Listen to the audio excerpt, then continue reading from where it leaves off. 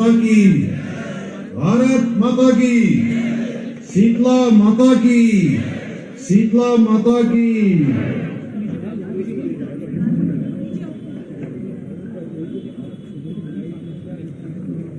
Bus terminal, RTO कार्यालय, संभागीय परिवहन कार्यालय एवं अनेक यहाँ पर जो योजनाएं हैं, ऑटोमेटेड ड्राइविंग टेस्ट ट्रैक, चालक प्रशिक्षण संस्थान, इन सभी के आज शिलान्यास के अवसर पर अभी आप सब लोगों ने जिनको सुना, भारत सरकार में रक्षा एवं पर्यटन मंत्री के नाते पूरे देश को अपनी सेवा देने का जिनका काम चल रहा है लगातार, और आप सब लोगों ने 2019 के लोकसभा चुनाव में बहुत बड़े अंतर से इस क्षेत्र से जिताकर माननीय प्रधानमंत्री मोदी जी को प्रधानमंत्री बनाने के लिए संसद में भेजा, और फिर से एक बार हमारे प्रधानमंत्री मोदी जी को तीसरी बार प्रधानमंत्री बनाने के लिए उनको यहां से प्रत्याशी घोषित किया गया है। माननीय प्रधानमंत्री जी और केंद्रीय नेतृत्व ने हमारे इस क्षेत्र के लोकप्रिय सांसद और हम सब के प्रतिनिधि के नाते भारत सरकार में जो हमारा भी बहुत सारी जो केंद्र की योजनाएं हैं, उन योजनाओं को यहाँ लाने के लिए समन्वय का काम करते हैं। हमारे वकील बनकर वहाँ वकालत करते हैं आदरणीय अजय भट्ट जी, मंच पर आसीन हमारे बहुत वरिष्ठ विधायक जिन्होंने 7 बार विधानसभा में प्रतिनिधित्व किया है, एक लंबा अनुभव उनका है, बहुत सारे पदों पर रहे हैं, उत्तराखंड सरकार में भी मंत्री रहे हैं, उत्तर प्रदेश में भी मंत्री रहे हैं, पार्टी के भी अध्यक्ष रहे हैं आदरणीय बंशीधर भगत जी, आदरणीय दीवानदा हमारे कोई बहुत वरिष्ठ हमारे लोकप्रिय विधायक रामनगर से, सरिता आर्या जी हमारी दीदी, आदरणीय डॉक्टर मोहन सिंह बिष्ट जी, भाई राम सिंह कैड़ा जी, माननीय विधायक भीमताल, हमारे दर्जा मंत्री डॉक्टर अनिल डब्बू जी,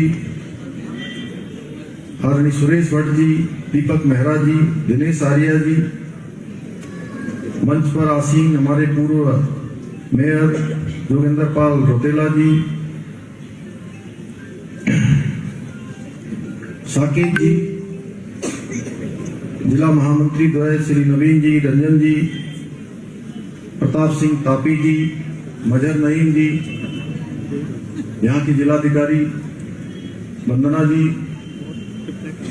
एसएसपी श्री मीणा जी, एवं यहाँ पर आए हुए हमारे सभी जनप्रतिनिधिगण, सभी नेतागण, सभी मेरे बड़े बुजुर्ग, सभी उपस्थित माताएं बहनें, सभी मेरे नौजवान साथियों, उपस्थित हमारे मीडिया के मेरे मित्रों, भाइयों एवं बहनों, छायाकार बंधु और बड़ी संख्या में जिनको मैं अपना अभिभावक मानता हूं, ऐसे हमारे सैनिक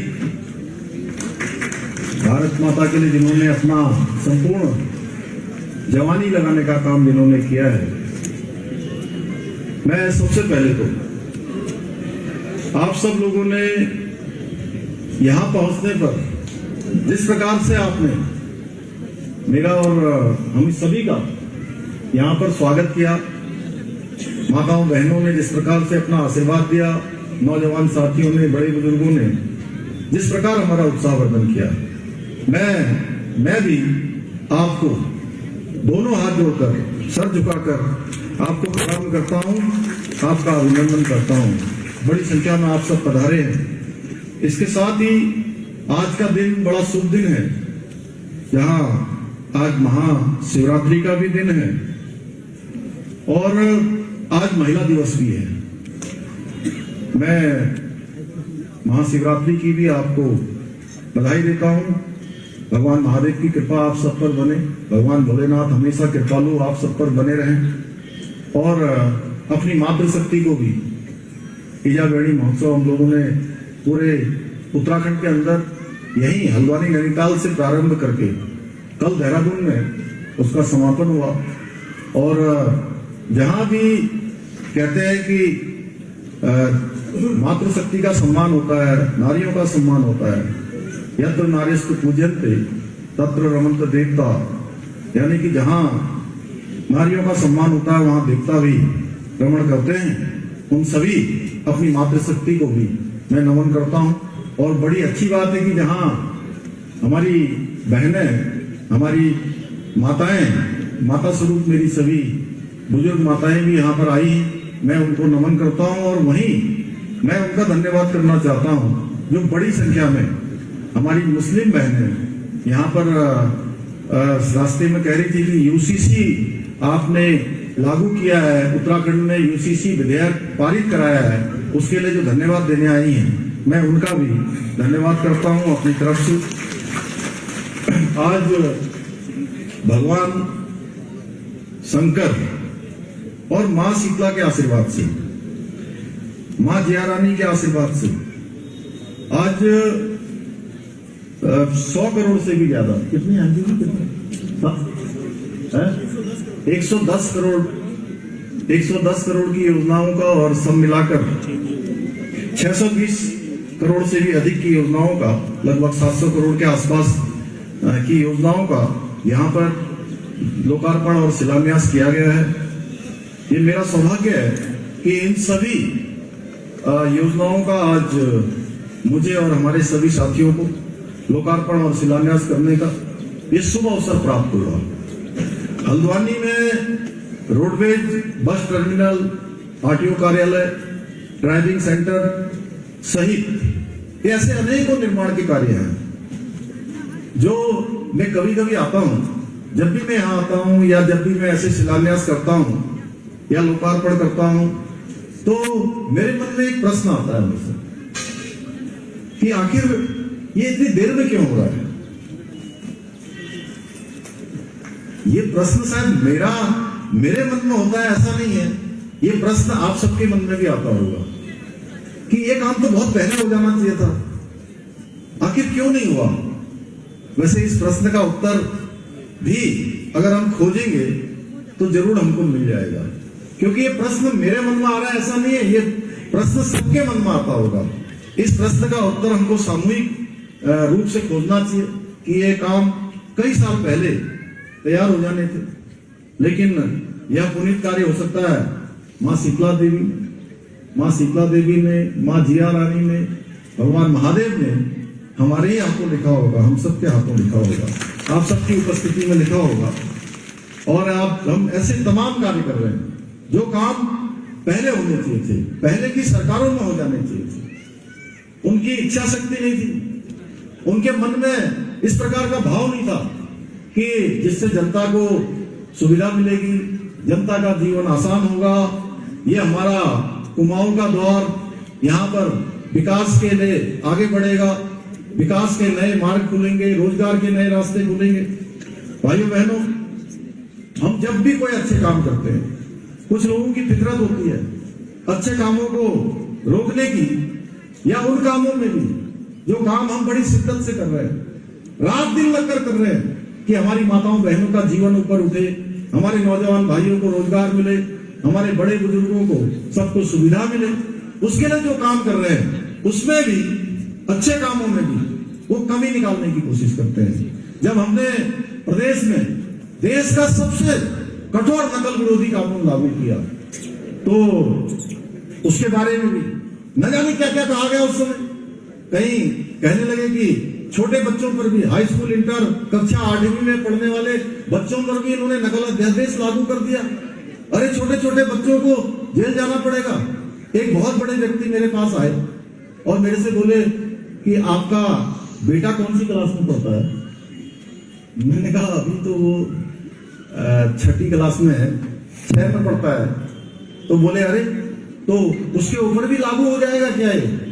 मैंने कहा अरे नहीं भाई, हमने ये नकल का अध्यादेश छोटे बच्चों के लिए लागू नहीं किया है, ये हमने उनके लिए लागू किया है जो हमारे गरीब माता पिता के बेटे बेटियों का हक मारने का काम करते थे, उसमें चोरी करने का काम करते थे, उसमें अपराध करते थे, नकल करवाते थे, और जिनको परीक्षाओं में पास होना चाहिए, जिनका चयन होना चाहिए, उनका चयन नहीं हो पाता है, उनके लिए हमने नकल का अध्यादेश लेकर आए हैं। इस प्रकार का भ्रम फैलाने का काम किया। इसके साथ ही आपने देखा होगा तमाम जगह पर जो अतिक्रमण था उस पर हमने कार्रवाई करी। समान नागरिक संहिता हम प्रदेश के अंदर लेकर आए, और प्रदेश के अंदर ही नहीं, आप सबको एक गौरव प्राप्त हो गया है, उत्तराखंड की देवभूमि को प्राप्त हो गया है, उत्तराखंड के हर एक जन को प्राप्त हो गया है कि जैसे गंगा यहां से निकलती है, मां गंगा निकलकर पूरे देश को जो है जल और जीवन देने का काम करती है, उसी प्रकार से सबको समान अधिकारों की जो गंगा है, समान कानून की जो गंगा है, वो भी हमारे देवभूमि उत्तराखंड से निकली है। इसके साथ साथ धर्मांतरण का कानून भी हम लेकर आए। देवभूमि में धर्मांतरण न हो, उत्तराखंड का मूल स्वरूप खराब न हो, उसका भी हमने लगातार प्रयास किया है। लगातार आप देख रहे होंगे हम एक के बाद एक निर्णय ले रहे हैं, पर हमारे जो विपक्ष के लोग हैं उनको पता नहीं क्या हो जाता है, इसमें भी अनाप शनाप बोलना शुरू कर देते हैं। जब उनसे हम पूछते हैं कोई कमी निकालिए, कोई कमी निकालिए, कोई कमी है तो बताओ हमको, कोई सुझाव है तो आप बताइए, तो वो कोई कमी निकाल ही नहीं पाते। और अंदर से जानते हैं, मैं विधानसभा में जब बोल रहा था भाई साहब इस बार, तो मैं कह रहा था कि अगर मैं जानता हूं कि हम अच्छा कानून बना रहे हैं, आप भी अंदर से ये महसूस करते हैं कि हम अच्छा काम कर रहे हैं, लेकिन अब क्या करें, आपको अपनी भी जो मजबूरियां हैं, राजनीतिक मजबूरी है, राजनीतिक मजबूरी के कारण से आप ना समर्थन कर पा रहे हैं, ना आप इसका विरोध कर पा रहे हैं। उनसे कहिए कि कुछ क्या खराबी है, तो खराबी कुछ नहीं बता पाते अब, लेकिन अंततः मान भी लेते हैं। आप दबी जुबान से कहने लग गए कि यार कुछ भी हो, कहते हैं देवभूमि उत्तराखंड में काम तो अच्छा ही हो रहा है, वो भी कहने लगे हैं। अब उनके पास कहने के लिए कुछ नहीं बचा। आप लोग बताइए अच्छा हो रहा है कि नहीं हो रहा है? अच्छा जोर से बोलिए जरा, दोनों हाथ उठा के, तो हमें भी लगेगा कि हम जो काम कर रहे हैं अच्छा कर रहे हैं कि नहीं कर रहे हैं।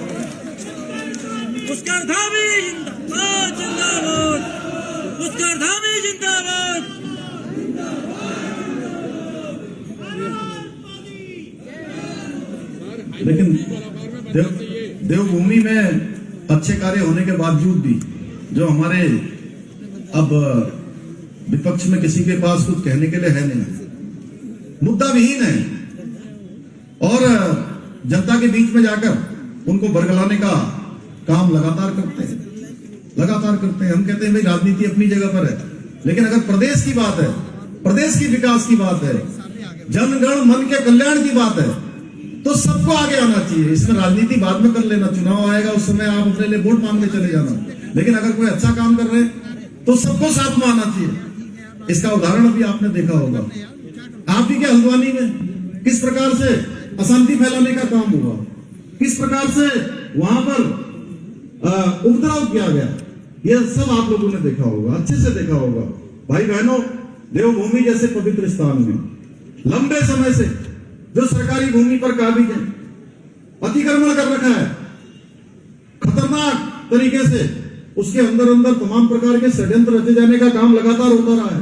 सिंचाई विभाग की जमीन है, कहीं पीडब्ल्यूडी की जमीन है, कहीं राजस्व विभाग की जमीन है, ऐसे कई वन विभाग की जमीन है, कहीं पर कुछ कर रखा है, कहीं पर कुछ कर रखा है, उनको कब्जाने का काम किया जा रहा है। ऐसे ही जैसे ये मामला हमारे संज्ञान में आया, हमने कहा कि देवभूमि का जो मूल स्वरूप है, देखिए हम लोग कहीं भी जाते हैं, मैं थोड़ा आज देवभूमि से अगर आप कहीं भी जाते हैं, कहीं जाइए आप, मैं अभी इंग्लैंड गया था, मैं आबू धाबी और दुबई गया था, वहां भी जब हमको देखते हैं लोग, मुझे ही नहीं, उत्तराखंड का कोई भी व्यक्ति कहीं जाए और वो जैसे ही बताएगा कि मैं उत्तराखंड का रहने वाला हूं, मैं उत्तराखंड से आया हूं, तो उसको देखने की जो दृष्टि है लोगों की, वो दृष्टि ही बदल जाती है। उसके मन में एक श्रद्धा का भाव उत्पन्न हो जाता है कि अरे देवभूमि से आया है, उत्तराखंड से आया है। तो भाइयों बहनों, हमने तय किया कि हम देवभूमि के मूल स्वरूप को किसी कीमत पर नहीं बिगड़ने देंगे। और जैसे ही इस प्रकार के अतिक्रमण का मामला हमारे संज्ञान में आया, हमने इसके खिलाफ कार्रवाई करी, पूरे प्रदेश के अंदर कार्रवाई करी और 3,500 एकड़ से भी ज्यादा जमीन आज अतिक्रमण मुक्त हो गई है। देवभूमि में अब जो ये अतिक्रमण का मामला है, लैंड जिहाद का मामला है, मैं स्पष्ट रूप से कहना चाहता हूं कि देवभूमि में अभी बिल्कुल नहीं होगा, ये कतई नहीं होगा। ये अभियान हमारा जो अतिक्रमण हटाने का जो अभियान है, ये कोई ऐसे लोगों का अभियान नहीं है कि जो रोड के किनारे बैठे हुए हैं, इधर बैठे हुए अपना रोजगार कर रहे हैं या कहीं पर मजबूरी में बैठे हैं, उनके लिए हम बेंडिंग जोन बना रहे हैं। कल रुद्रपुर में हमने 2600 लोगों को, 2600 लोगों को हमने नजूल की भूमि पर पट्टे दिए हैं, उनको मकान बनवाने का मार्ग प्रशस्त किया है। आगे आकर हम 8,000 लोगों को उनका मार्ग प्रशस्त करने वाले हैं। उनके लिए हम बेंडिंग जोन बना रहे हैं, जो व्यापारी उसकी जद में आए हैं, क्योंकि हम जानते हैं कि कोई भी व्यक्ति अगर बैठा है तो कितनी मजबूरी से बैठा है, क्या उसकी परेशानी है, उस परेशानी को हम हल करेंगे। हम सरकार में इसीलिए हैं कि जो जनता का दुख दर्द है, उनकी जो समस्याएं हैं, उनकी रोजी रोटी बंद करने के लिए नहीं आए। माननीय न्यायालय ने भी बीच में आदेश कर दिया था, उसमें भी हमने कहा कि हम उसमें रास्ता निकालेंगे। लेकिन इस सरकारी भूमि पर एक षड्यंत्र के तहत देवभूमि के मूल स्वरूप को खराब करने का जो काम है, उसको हमने कहा हम किसी कीमत पर जो है उसको बर्दाश्त नहीं करेंगे। भाइयों बहनों, आप सब लोग अभी देखिए स्थानीय निवासी हैं, क्योंकि मैं उस घटना के बाद आज उस दिन में आया था। इसमें तो कम से कम मत करिए, जो सरेआम दिखाई दे रहा है, सरेआम दिखाई दे रहा है कि ये माहौल बिगड़ रहा है, खराब हो रहा है, हम इसको किसी सूरत में बर्दाश्त नहीं करेंगे। मैं इस मंच से कहना चाहता हूं कि जिसने भी बनगुलपुरा में इस घटना को अंजाम दिया है, एक एक दंगाई को, एक एक उपद्रवी को जब तक सलाखों के पीछे हम नहीं पहुंचा देंगे, तब तक हम बिल्कुल चैन से नहीं बैठेंगे। ना हमारी सरकार बैठेगी, ना हमारा प्रशासन बैठेगा। और जिंदाबाद जिंदाबाद।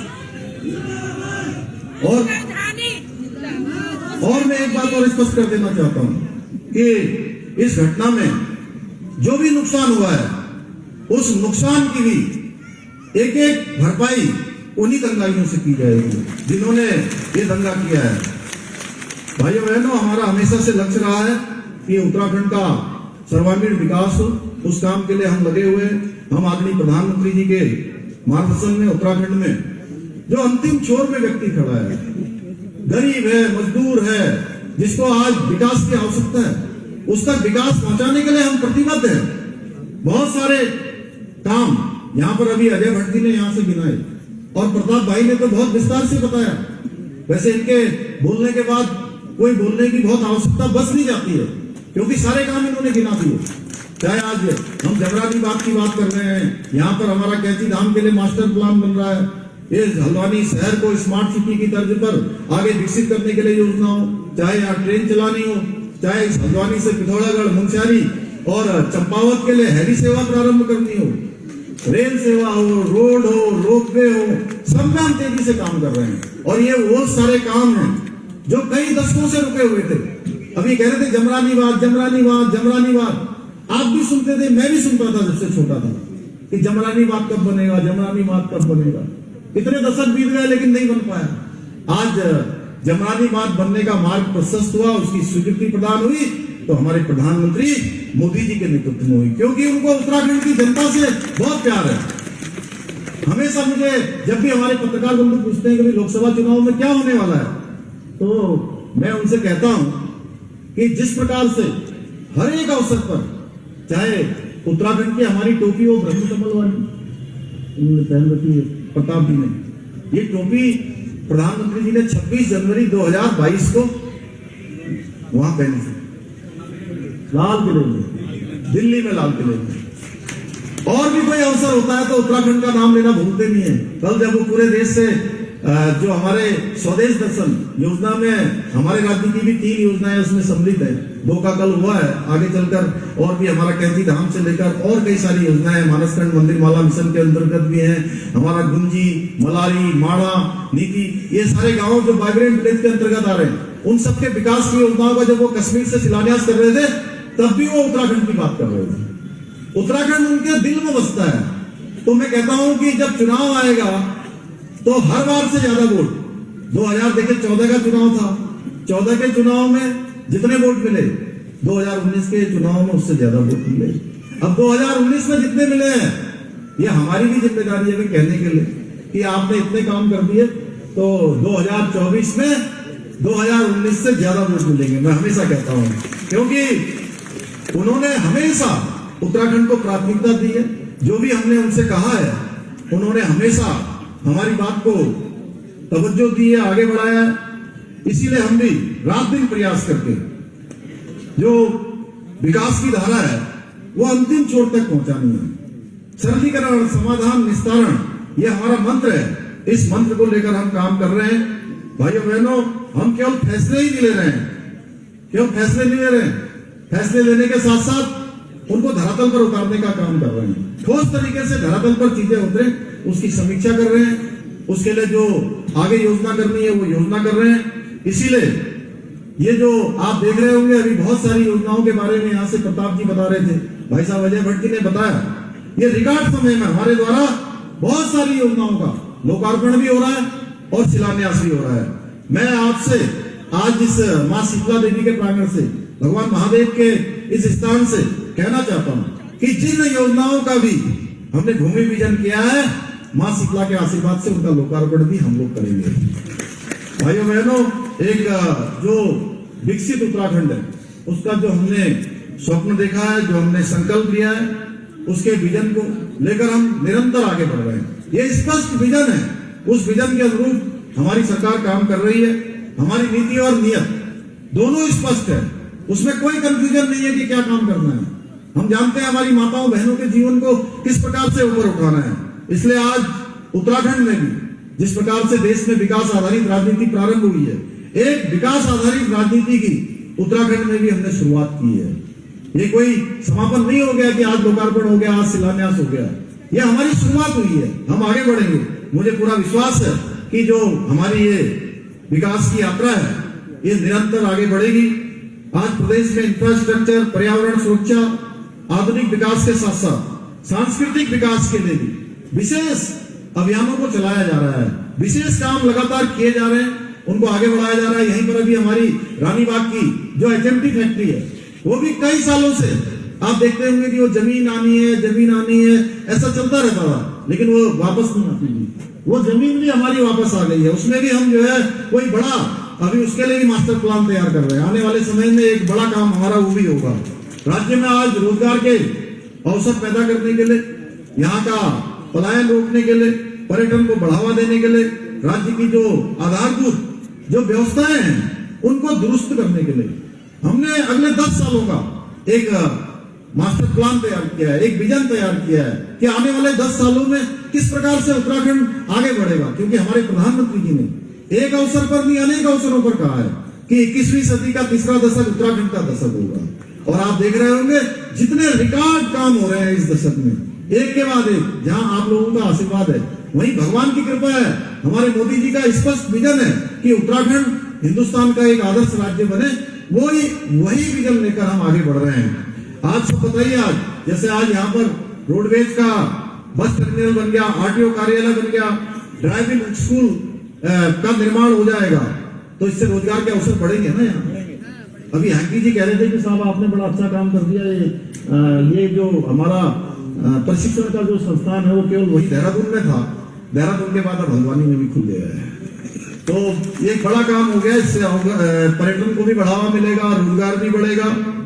वाहनों से जो हमारे इनके संबंध में जो भी काम होते थे उन कामों के लिए अब इधर उधर के चक्कर काटने से हमको निजात मिलेगा, हमको मुक्ति मिलेगी ना जोर से। इससे सुविधा होगी ना। अरे आप लोग इसमें भी जोर से नहीं बोल रहे हैं, इतना बड़ा काम हो रहा है। हमारे फौजी लोग बोलेंगे सब वहां से।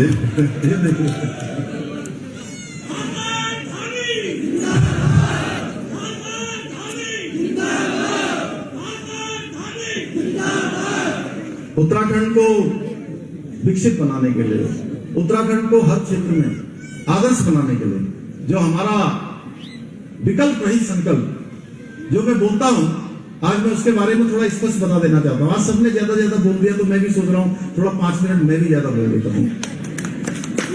आप लोग इतने देर से बैठे हैं, मुझे पता है आज शिवरात्रि का भी दिन है। बंशीधर भगत जी जरूर कह रहे होंगे आप जल्दी खत्म करो। देखिए, विकल्प नहीं, संकल्प क्या है? जिस संकल्प में कोई विकल्प नहीं होता। जब हम संकल्प लेते हैं ना, पंडित जी जब संकल्प करवाते हैं तो संकल्प लेते हैं कि हमें ये करना है, हमने पूजा करनी है, हमने ये करना है। उसी प्रकार से हमने संकल्प लिया है कि उत्तराखंड को हिंदुस्तान का श्रेष्ठ राज्य बनाना है, और उस संकल्प में कोई विकल्प नहीं है, कोई रास्ता नहीं है, और इसको लेकर हम चल रहे हैं। उसके बहुत सारे पड़ाव हमने अभी पार कर लिए हैं, अभी बहुत सारे पड़ाव बाकी हैं जिनको हमें काम करना है। लेकिन मुझे पूरा विश्वास है कि आप सबके सहयोग से, आप सबके आशीर्वाद से, आप सबके समर्थन से हम अवश्य आने वाली जितनी चुनौतियां हैं, जितने हमारे पड़ाव हैं, उन पड़ावों को भी हम अवश्य पार करेंगे। मुझे प्रसन्नता है कि जब मैं जाता हूं पूरे प्रदेश के अंदर, जब मैं मातृशक्ति के बीच में गया और वास्तव में छोटे छोटे स्थानों पर, जब कहीं पर 25,000, कहीं 30,000, कहीं 40,000, कहीं 50,000 और कहीं कहीं तो ये संख्या 1 लाख के आसपास पहुंच गई, तो तब मुझे सच में एहसास हुआ कि हमारी मातृशक्ति, हमारे बड़े बुजुर्ग, हमारे नौजवान, सारे हमारे लोग उत्तराखंड के इस संकल्प की पूर्ति के लिए अपना हर प्रकार से आशीर्वाद दे रहे हैं, हर प्रकार से हमको अपना सहयोग प्रदान कर रहे हैं, और सरकार के साथ अपने कदम से कदम मिलाकर चल रहे हैं। उसी के कारण से हम और अधिक ऊर्जा से, आप सबके कारण से और अधिक हमको प्रोत्साहन मिलता है, हम तेजी से आगे बढ़ रहे हैं। मुझे पूरा विश्वास है कि आप सबने अभी तक जितना अपना आशीर्वाद, अपना समर्थन हमें दिया है, निकट भविष्य में भी आप उसी प्रकार देते रहेंगे। और मैं जानता हूं कि ये हल्द्वानी से कोई संदेश जाता है। आज आप लोगों ने इतने बड़ी संख्या में, अजय भट्टी जब बोल रहे थे तो आप लोगों ने मोदी जी को प्रधानमंत्री बनाने के लिए, जब उन्होंने कहा कि जो है अपना समर्थन उन्होंने आपसे मांगा, अपना आशीर्वाद मांगा, जिस प्रकार से आपने तालियां बजाई, वो स्पष्ट हो गया कि कहते हैं प्रत्यक्षम किम प्रमाणम।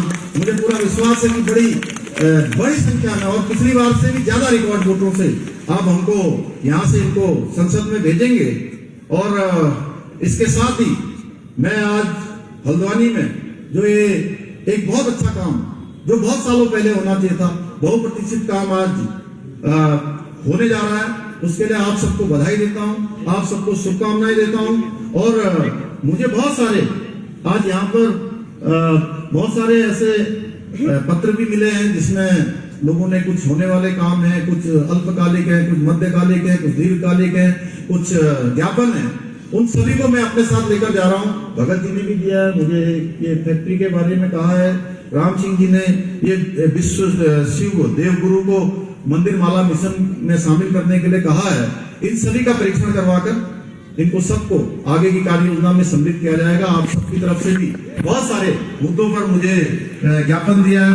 बागजाला वालों ने भी अपना राजस्व ग्राम के लिए जो मुझे ज्ञापन दिया है, उसको भी मैं अपने साथ लेकर जा रहा हूँ। तो जो भी आपने पत्र मुझे दिए हैं, सबको आगे के हमारे जो आने वाले प्रस्तावित कार्य हैं, उन कार्यों में सम्मिलित करेंगे।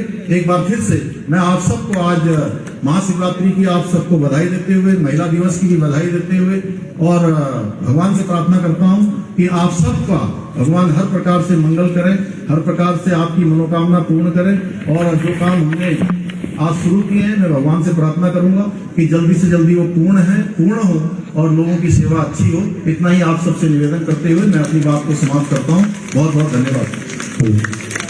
धन्यवाद सर। अब तो बहुप्रतीक्षित जो हमारे लाभार्थी हैं उनको